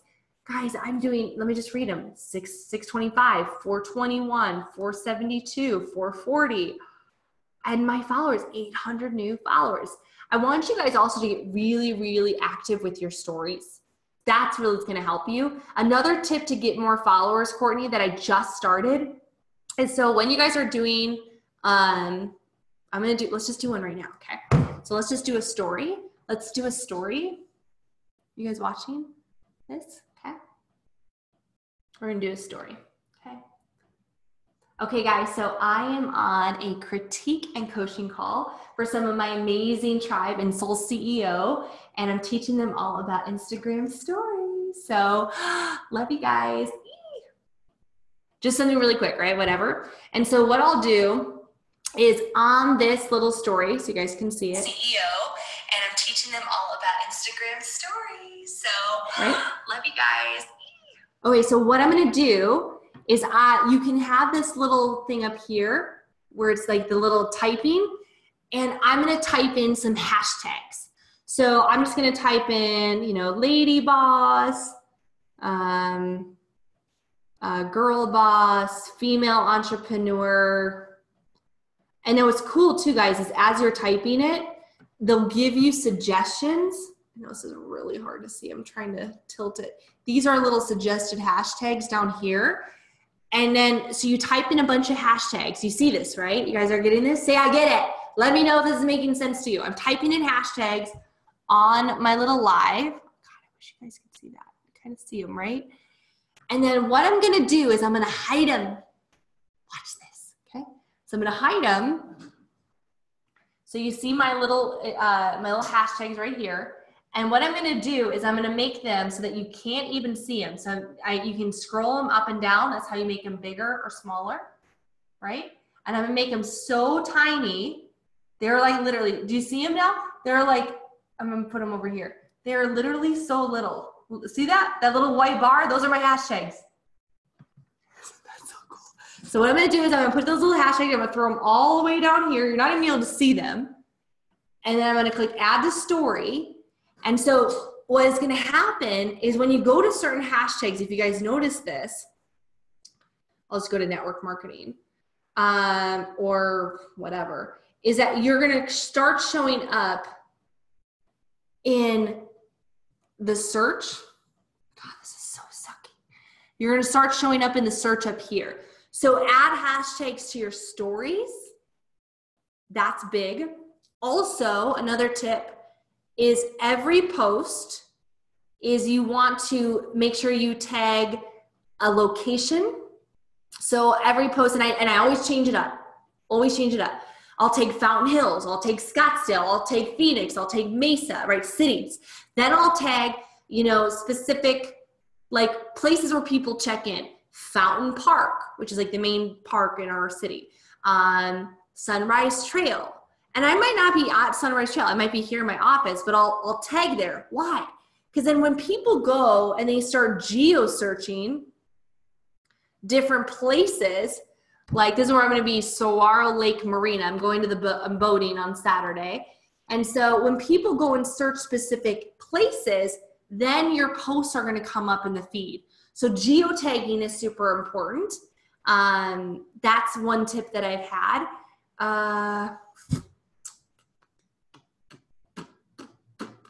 Blowing your mind right now, huh? And then also when you guys post, you don't need a ton of hashtags. 10 to 20 is fine. You don't need to do all 30. And then I heard, and I don't know if this is fact, I heard that it's better to do your hashtags inside of the post instead of as a comment. Guys, go to the chat. Let me know if you guys have been doing Instagram. Are you putting your hashtags in the post, or are you doing it as a comment? So you're doing it in the body of the post, or are you doing it in the comment? So I've always been doing them in the comments, and now I just heard this tip in the last 24 hours, and I started doing them actually, I can't even see where my finger is. I'm doing them in the post. That's what I heard is good. So Boostio, Instagram stories, hashtagging your stories, tagging locations. I tag Scottsdale Bible Church, where we go, different churches, and Scottsdale Fashion Square, Kierland. Like, these are all like big locations that people check in at, different restaurants, because I want them, like, I might have like a quote. I do a lot of faith stuff, like, share my, my spirituality. And so if I have a quote, I'm talking about, Christ, and I'm talking about God, I'll tag a church. Follow me. So fun. I'm just learning Instagram, guys. Like, my goal, so this is my year, okay?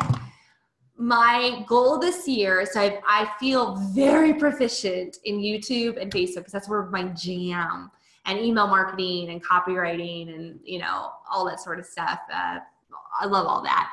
But I have not known Instagram. I haven't. Like, it's not been something I've ever focused on. I've been on Instagram for like 5 years. I've used it for the filters, but I mean, I've never thought of it. So my goal this year is to really master it and to create results. And once I have those results, I'll continue to bring those tips to you guys. Right now, it's just new little things that I'm learning. So hope that is helpful. I'm so hungry. What are you guys eating for dinner? I need just like a quick little mental break. I'm just thinking about food. Mel says I'm eating cake.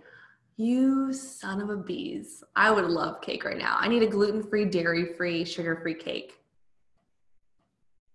Sounds like asparagus, doesn't it? What's a gluten-free, sugar-free, dairy-free cake? That's a vegetable. I'm gonna have chicken and asparagus and salad. It's good. I had a gluten-free Pop-Tart today. It was delicious. Ooh, Sue said an avocado Reuben melt. You guys having fun? If I asked you to, will you guys, could you guys do me a favor right now? Could you guys take a photo anytime during this event? Hopefully not when my face is like, but whatever. If you guys could take a photo of this, take a selfie of you actually on this little live and be like, oh my God, mind being blown on the SoulCEO coaching call right now, getting all the social strategies, and could you tag me on Facebook? Could you guys do that? Tag me on Instagram if you do it. And that really helps too. Tag your people. So Betty, I know you've been tagging me sometimes. So we got to tag each other. And what that happens is I tag influencers. I tagged Fraser Brooks. I was tagging Liz and Danny from the UK. I was tagging Reg Higdon and Jessica Higdon and all John Melton, all these people. And what happens is now your followers start refollowing you. And so, so guys, do a little post, tag me in it. Tell me what you're loving about this. Tell your peeps. Tell your friends. Okay. So Betty asked, with the Facebook change to visibility, how do you grow a following outside of buying ads? I started doing videos on my profile, but I'm trying to figure out how to move people to my, I think you mean your page, Betty. Is that what you mean? You want to move people to your page? So how do you grow a following outside of buying ads? There's not many. There's not many. There's one tip. Let me see if I can show you. I'm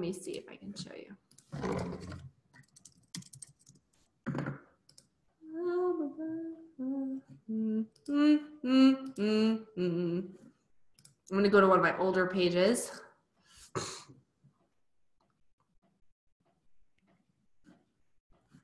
Oh, let me see if I can find a different one. Hold on. I'm going to show you this, Betty. This tip is going to really help you. All of you guys right now, if you have less than 100,000 followers on your fan page, this is really going to help you. Okay, So give me a second and I'll pull it up.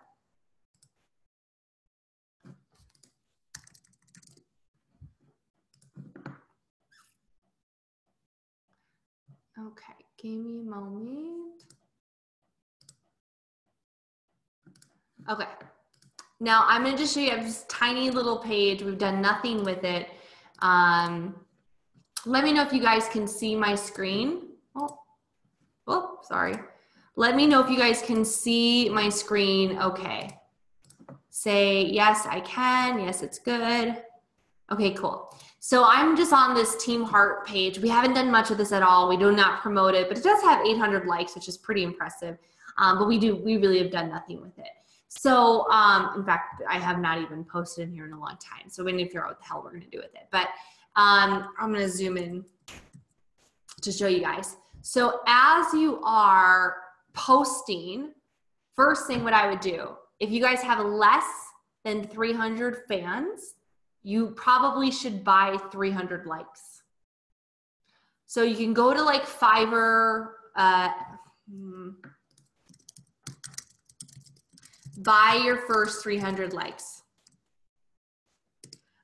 Do not buy more than that. It can really hurt you. But here's the thing, what I know is nobody wants to follow a page with 25 followers. Like nobody wants to follow a page, but you got to create a little bit of forward momentum.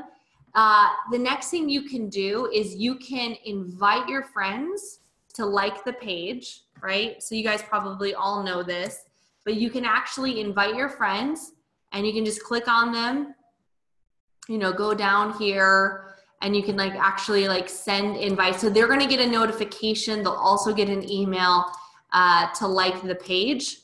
It says also you can send an invited messenger. Oh, that's pretty cool. That's new. Whoa, guys, we just learned that. Melissa's like, I can buy friends and followers.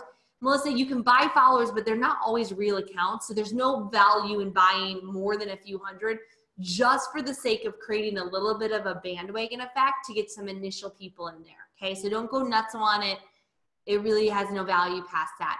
Beyond that, you want to run to ads and get real people. Okay, so the first tip I would have, Betty, would be invite your friends to initially create some likes, and then obviously start posting, start scheduling your posts. But here's another strategy, organic, and this is free. So once you start posting, you're going to see this little thing right here, and it's just your normal, like everyone who liked it. And you can click on this, and anybody who has not liked your page, but they liked the post, which probably means that like maybe Jennifer liked it and maybe Mercy's one of her friends. I think Fiverr stopped buying likes. Okay, Justin, if you can't buy them on Fiverr, you can go to Google and you can type buy Facebook followers or whatever, first 300. But if you're past 300 likes, there's no need for it. Like there's no point in having fake followers at all. Highly not recommended, okay? In fact, your page, if you do a lot of it, your page could get shut down. It's not worth it. But those first days or two, you probably want a little bit of a boost. So click on invite and just go through all of your old posts like this. Go again. And you'll notice that there's a few people on every post that hasn't liked this page yet. They like the pictures. They're seeing the photos probably because these are all getting shares, but they haven't liked the page. So I'm just going to continue to go down and just make sure that anybody, okay, this person, and I'm going to click, you know, just continue going through. Is this helpful for you guys? Are you getting this? Let me know if you're getting this. Oh, this one had a lot. Okay, sending more, sending more. So you can do this up until 100,000 fans, okay? After that option, for me, it went away. I can't do that anymore, which is stupid. Stupid. Could you imagine? Oh, that'd be so freaking awesome if I could continue doing it. Another thing with an idea with that, Betty, is, hold on. Is that you could find one of your posts that really is getting some good engagement and ideally doesn't have a shiz ton of text. This one might get approved, but this one reached 1,300 people, which is pretty awesome. I only have 800 followers on this page, right? So what you can do is you can click boost post, And what you could do, your goal is to get engagement. So this would be a very cheap strategy, Betty. And for any of you guys who are looking, you can make an audience, like a custom audience. So these are custom audience for people who like my other fan page, Rachel Jackson. You could do people who like your page and their friends. So if you have, like, let's say you've moved over 500 of your friends to your fan page, you could market to them and their people. So all of their thousands and tens of thousands of friends. I've created other audiences. I have an MLM audience here. So these are different. This is a very expensive boost, but it works. Different thought leaders in MLM.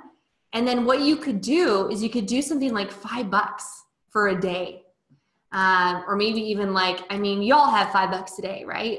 Hopefully. If not, you guys need to be selling more of your products and get money to advertise. $8, boost this post. $10, boost this post. And then run that and click boost. And so then what'll happen is go back to that boost in 2 days or 3 days, and you'll see it went from 11 likes to 300 or 200. And then what do? Invite, right? And then, so that's really probably the lowest cost way to do it. I have a pretty hot strategy for getting followers. I'm still testing it, but that will be something that I will unleash in my micro celebrity course. So stay tuned for that. Looking at your next questions. Sue says, how do we learn more about the algorithm Facebook uses? Well, there's over 100,000 different metrics that the Facebook algorithm takes into part. But at the end of the day, it's the timeliness of the post, meaning 24 hours or less are typically what you're going to see on the news feed. There's a lot of great articles. There's a great company I'll share with you guys, the Social Media Examiner. Phenomenal. If you guys want to start really learning about social media, it's a great tool to understand. And I think Mari Smith, who's like the Facebook queen, has written several articles about the algorithm, and it changes all the time. Every several months, there's new changes there.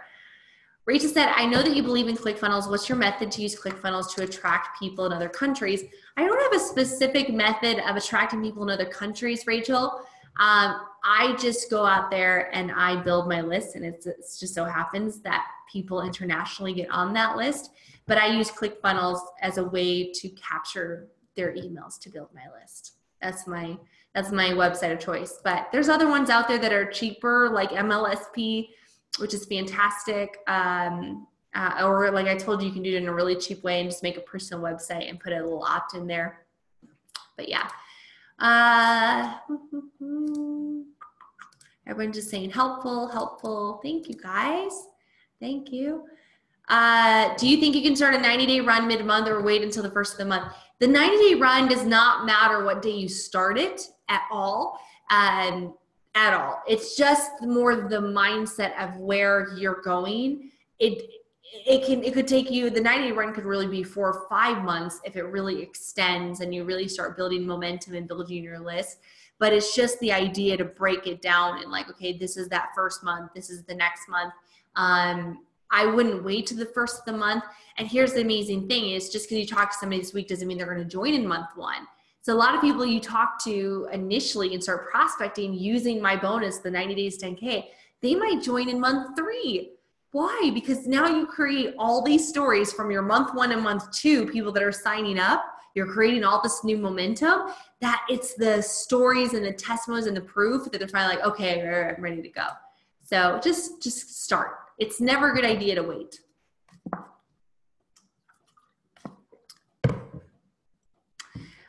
Sandy said, now I understand why you use ClickFunnels. I thought you were just more tech savvy than a social media coach. I am the least techie internet marketer in the world. That's why I use ClickFunnels, because I am a Riri when it comes to building online. I need simple. I need drop and drag. I pay for convenience. So, awesome. Okay. John asks, what's the difference between profile and page? I already went through that in Social Media Summit, John. So check out the training I did in the summit. I talked about the personal page and the profile. The biggest difference is your page is where you can advertise, and you have followers, not friends. So people are liking your page and you can interact with them, but you don't see your followers' stuff on your newsfeed. On your profile, that's where you have your friends. You're maxed at 5,000, and that's what you're seeing on your profile. You're seeing your friends, you're seeing pages you follow, and you're seeing ads. That's what you're seeing on your newsfeed. I never go to my newsfeed and see my fans from my business page. It's not a mutual thing. It's a one-way street, if that makes sense. I use both every day for different things, both obviously marketing, but my personal page is much more personal. My profile is much more personal. It's much more about family, and my page is very methodical. It's all about engagement. It's all about advertising. It's all about building a following. It's all about finding more people and driving them into my funnels. More questions.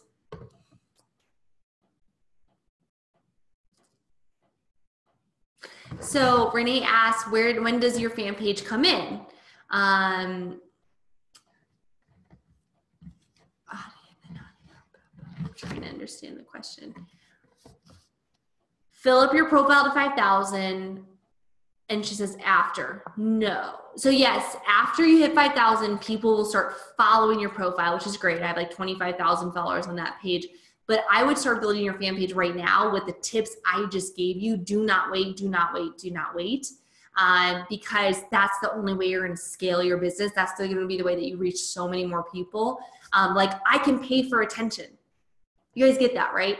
Like on a profile, I hope and pray for attention.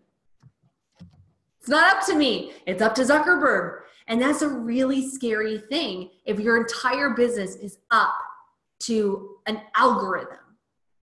Like that's why you got to prospect. That's why you got to still be on the phone. That's why you still got to be like building relationships. That's why it's good to go out and branch and create other tools, other evergreen content like YouTube videos, like blog posts, so people can find you through other organic sources. But start your fan page right away and drive people from a fan page using the tips I gave you in the summit, either into a group, onto a many chat list, which again will drive them into a group or onto a webinar or whatever, or onto an email list or all of the above, like I do. And then you can drip on people through different methods. And what's so cool is that when that happens, you know, you're in their face all the time in a good way.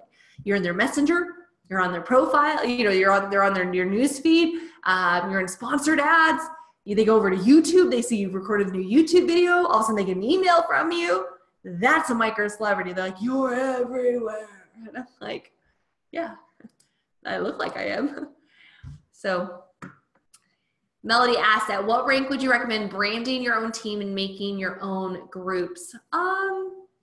There's power in numbers. As long as you love your upline and you feel congruent with what is being created, I don't see a point to break off. Now that being said, I remember when I had signed up in my previous company, I'd signed up under a friend of mine who was, I mean, nowhere near, and I'm not being rude, but like my leadership or capability as far as like our lids. She was a relative newbie in the industry, but I signed up with her because she was actually my employee. And I got partnered with her upline 6 levels higher, named Tara. And, but I got added into her group. So I was in this newbie group with all these new leaders, and here I am. I'm like, I'm a leader. I'm running my own thing. And I just went boom. And I took off like a bat out of hell.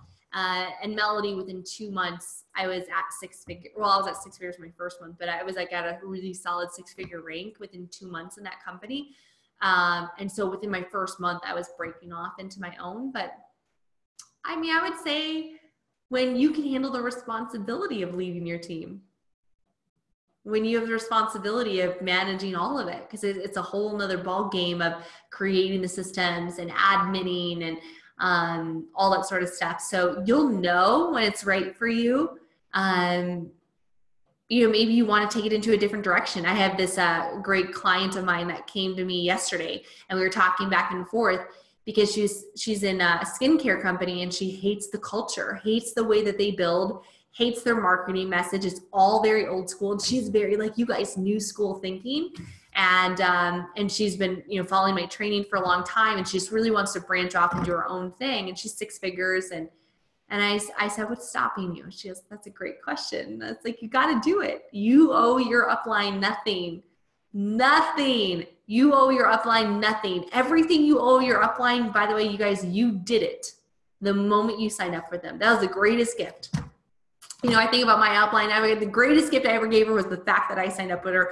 Why? Because she gets a 30% check match on my team. I've done enough, right? So that, you know what I mean? So it's like, you did what you needed to do to bless them. You owe it to your team. So it's not, every situation is a little bit differently. Every situation is a little bit differently. I think it just depends on who you are, the type of work you want, like branding a team, owning a team, running systems, creating training. It's a lot of extra work. So just make sure you're ready for it, because it's hard to go back. Okay. Unless there's a philosophical difference between you and your leaders, strength in numbers. You can, Melody, when you're with a team, when you're with leaders that you love, respect, adore, that are teaching you, you get to leverage their talents, leverage their voice, leverage their work ethic, leverage all of that. Like, that's what I love. Like, I love the fact that I can take a week off of like training or whatever, and I can go tell my upline to go get active in the groups. Because like, I'm like, listen, like, I'm out of town at this conference next 4 days. Can you go in the groups and do something? Or can you train the Monday night call? Things like that. Is this helpful for you guys? Are you getting anything? Was this worth the $297? Holy cow. Was it worth it? I gotta know. Was it worth the $297? Were the bonuses alone worth the $297? Okay, good. Renee said we can use a diagram of your pages and how you use them. Yes, Renee, all that is coming in SoulCEO. Just stay freaking tuned. Oh my God, I have the prettiest stuff coming for you guys. What apps, communication tools do you use to communicate with your leaders? I use Facebook Messenger. That's it. We use a little WhatsApp, but very little, very little. I have 1 or 2 major threads in WhatsApp, but primarily Facebook Messenger. Marissa asked, just curious, how do you help a new distributor overcome objections from people who do not know how amazing network marketing is? I get them go pro. Yeah, I get them go pro, because I believe that once I build up their belief in the industry, they won't attract those stupid comments anymore. So Marissa, like, every time you sign somebody up, like personally, maybe you send them go pro. That would be really cool. Or you just hold a bunch on hand. And yeah. Marisa asks, how do you do a blog? I do a blog on WordPress. So you buy a domain and hosting on GoDaddy.com, and their customer support is amazing. They will actually walk you through loading WordPress on there. Or you can pay somebody on Fiverr, again, Fiverr.com, $100, $200. You give them your GoDaddy login. They'll upload WordPress.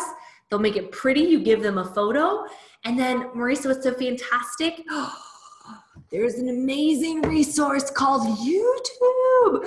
And if you go to YouTube, it will tell you anything you need to know about anything. And watch a couple videos on how to use WordPress, how to make a blog post. If you guys can type an email, you can make a blog post. So blogging's a whole strategy. It can take months to master, but it's a very long-term strategy, and it's paid me in spades. Anna, will you do the training on ads and capture pages? Yes, in SoulCEO. Ryan said, I have a fan page with 16,000 followers and YouTube channels with 33,000 subs. Currently, I have no problem with sponsoring level 1s. I found it difficult to duplicate. What do I do with my team? So my team is very flat, but not deep. So he's going really wide and not creating depth. He's not taprooting. Is it possible to do all duplications for online? What's your suggestion? Ryan, oh my God, yes, it is absolutely possible to create massive duplication online. So one of the things is that a lot of times people, the way they come in is the way that they want to build. So it's important to have a very specific, very simple Facebook strategy that gets them off and running in their first 30 days. Also, make sure you understand your company to know what is the rank you need to get them to or the outcome to get them retention. So for us, it's just getting them a check. If we can get them a check within their first 2 weeks, their retention is like through the roof. Their earnings are like lifetime earnings are through the roof. And so even if it means just selling one bottle of your core product, figure out a simple Facebook launch strategy that you can grab those followers that become downline and give them a quick Facebook strategy that allows them. So maybe it's like the angel strategy where she did these Facebook events and she does a live launch with them. I have built nearly, just in the last 2 years, a team of 30,000 people all online. So yes. And I've gone 100 wide and 30,000 deep. So the answer is yes, you can go deep if you have the right strategies. Part of my higher level inner circle training, coaching, which will be open later this year with SoulCEO, will teach you how to build systems for your team. That's going to be more for full-time and six-figure earners. If you guys know somebody or you yourself are looking to create your own systems for your organization, branding your team, I'll teach you guys what we've done with our team. So that will be for our higher level inner circle members. Carrie's like, me. Yes, y'all need to. Oh, show. Do you add anyone in your downline? Stephanie asked, do you add anyone in your downline to your email list, or do you only add those who have opted in? You are never to add anybody without them opting in. That is completely against the law and regulations, and you get fined in the US for doing that, anti-spam laws. So you have to get them to opt in. I currently don't do anything like that. I might in the future, just to protect our team integrity if something were to happen with the company. It's not a bad idea to build your list.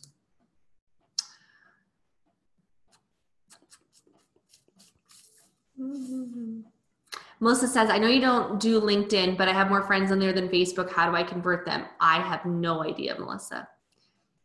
I think my LinkedIn still says my last company, to be fair. I probably need to go in.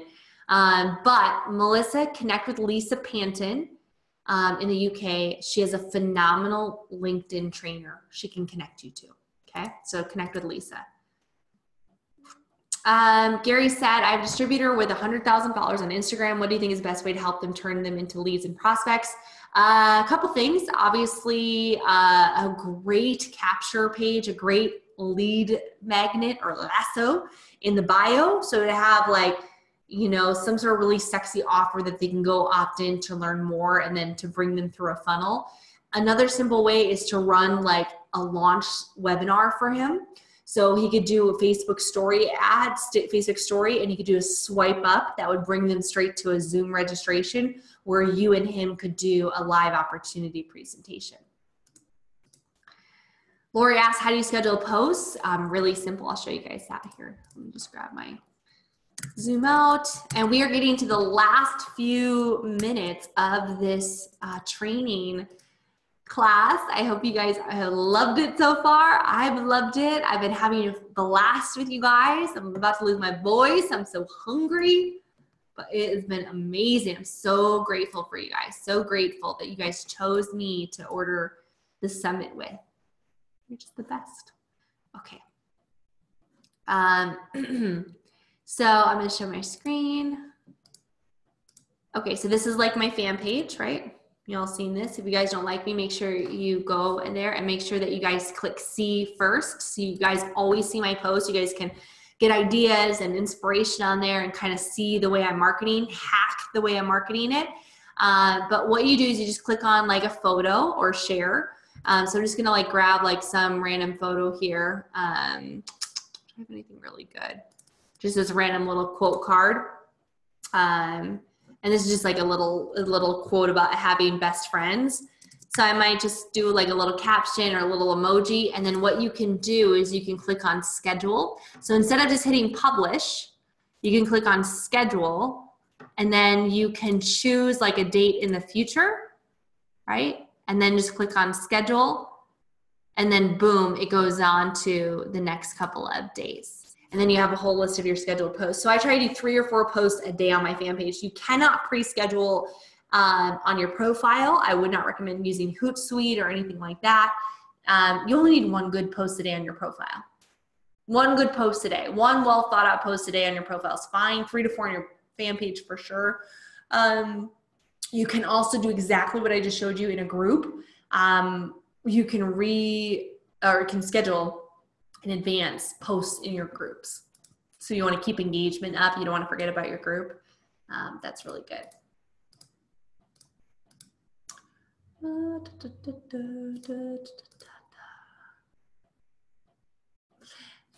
Cindy Carpenter just asked you, sorry I'm late. Hopefully you haven't answered this yet. I haven't. My upline and his upline absolutely despise the use of social media network marketing. They're totally old school. How do I stay true to my upline but use the social media to help me build? I feel guilty not following their training, but I really don't like the old school mentality. I think I just covered it. You owe your upline nothing. You owe them nothing. Now, don't talk shiz about them. Don't dishonor them. Don't be a jerk about them. Don't gossip about them. But like, you owe them nothing. Everything that you do, like you building your business, is a blessing to them. They're eating because of you. They're golfing because of you. They're traveling because of you. Do not feel bad doing your own thing. Do not feel bad doing your own thing. You have to build authentic to you in a business that you love. You have to show up every day being excited and passionate about what it is that you are doing. And you should never have to apologize for following your heart. You should never have to apologize for wanting to go in a way that is, you feel like God is calling you on this path. You should have absolutely no reason that you have to apologize or give some sort of validation, and like you have to validate why you're doing this at all. So my perspective is, you bless, you honor your release. You say, hey, thank you so much, Sam. Thank you so much, Joe. I really appreciate that, all that you've given me. I really, really, really am passionate about this. My intention is not to hurt the company. My intention is to blow up my downline. My intention is to enroll more customers. My intention is to attract more leaders. And by doing so, I'm going to blow up your check. So I don't need you to follow me. I don't need you to comment on anything. And I certainly don't need your approval. But what I would love is just that you that you respect that this is where I'm going. Have the conversation. Just say, you know what? This is what I want to do. And I'm going to do it on the highest level of integrity. I'm never going to put our company in a bad place. Because I think that's what sometimes they're worried about. You can ask them, what are you worried about? What are you so concerned about this? If I go this direction, what are you really, like, what's your biggest fear? Tell me. What are they going to say?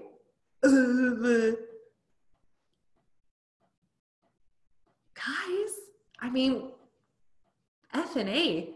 Like, look at Angel Fletcher. Her and Ryan are making $500,000 a month on social media. Like, you kidding me? You don't owe them anything. Don't feel guilty. Bless, release. You know, it's not I'm superior than you because I'm doing the new school. It's, hey, you're doing it this way. That's your way. Great. You love doing home parties. Awesome. I have people in my team that do home parties. I'm like, great. I'm not coming. You go do that. You want to do, I'm going to do a hotel meeting. My first one for the year. I'm going to the UK. I'm doing a hotel meeting. Going on tour. Like, social media is it's not a trend. It's not a fad. It's not going away. They'll come around. And if they don't, they don't. Like, who cares? Amway, you cannot even be on social media. If you're a top leader, you cannot even have a Facebook page. It is what it is. Wouldn't sign up for that class, right? And so I hope that helps. But do your own thing. Do it unapologetically. Do what's right for you. When I started my new team 2.5 years ago, even when building our systems, I was like, I'm going to build this all the way I want to build it authentically for me. I'm not going to do things that I hate. I removed nearly every activity of network marketing I dislike, and I've added in all the ones that I love. So, okay. Cindy, you invited me to a home meeting. No, I'm busy. You are busy. Was it worth it staying here? I think so. Inner circle is, depends on my bandwidth, Ryan, when that will launch, but we're probably looking at 10K. So you can stay tuned for that.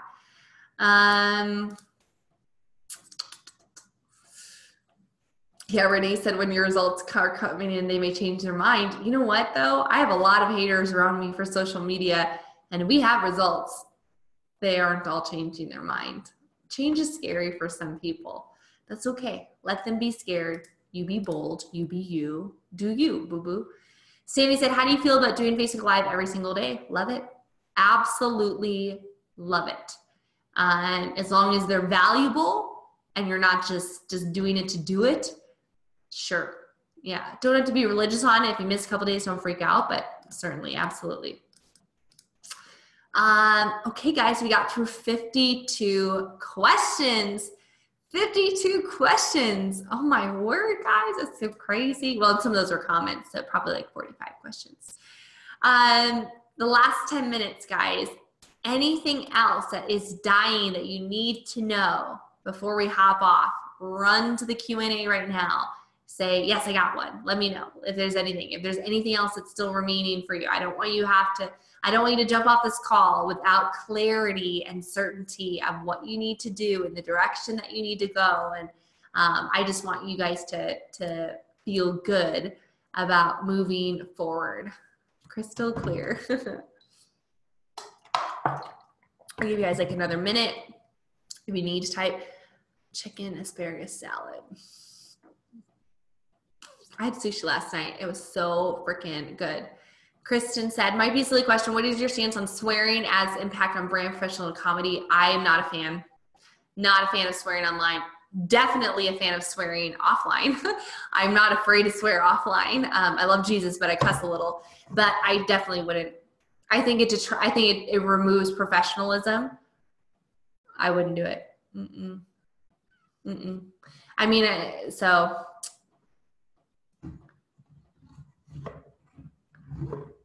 Ryan said, I believe that I got an answer worth more than 100,000. Really? That's awesome. I hope you give me that testimonial on Facebook. So here's what I need you guys to do. I need you guys to take a photo of yourself or the screen or, maybe your notes or anything.